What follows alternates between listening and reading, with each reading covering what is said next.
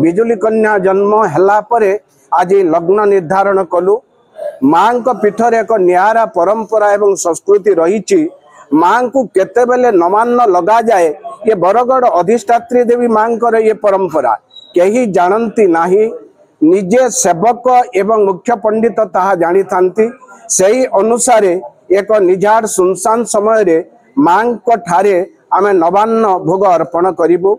यहा सहित बरगढ़ वासी मान बरगढ़ सर्वसाधारण आमे गोटे लग्न निर्धारण करिचु।